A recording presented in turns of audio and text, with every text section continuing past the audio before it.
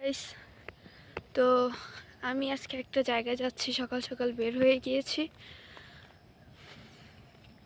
আজকে মূলত যাচ্ছি দাঁতে পোকা ফালানোর জন্য, আমার না, তো তোমাদের দেখাবো যদি সুযোগ পাই।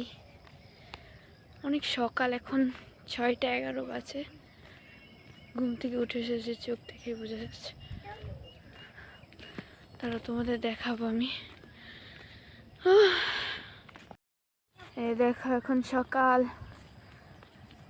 লাল লাল আবহাওয়া। এখনো পুরো মানুষ উঠতে পারিনি।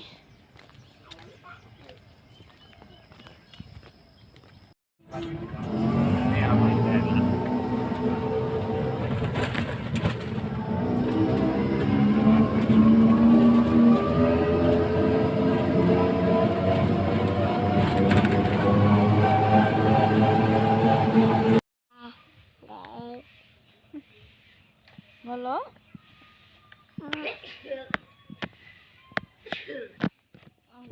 তারপর ওই বাড়িতে গিয়ে ওয়েট করতেছিলাম কখন দাঁতের পোকা ফালাবে।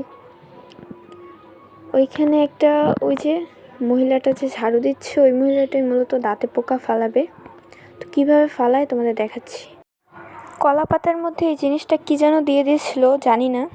এই জিনিসটা বলতেছিল যে গালের মধ্যে ধরে রাখতে। এই পুকুরটা ওই বাড়িতে ছিল।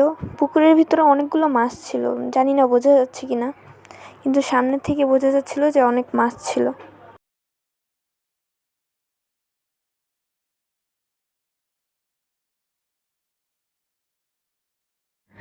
তারপর আমরা বাড়িতে চলে এসেছিলাম, কিন্তু বাড়িতে এসে আর ভিডিও নিতে পারিনি।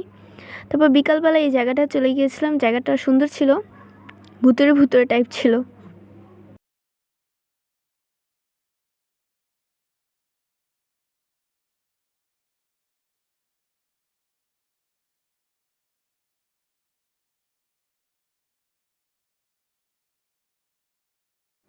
তো ওই জায়গা থেকে একটু পাশেই এই ধান ক্ষেতটা ছিল।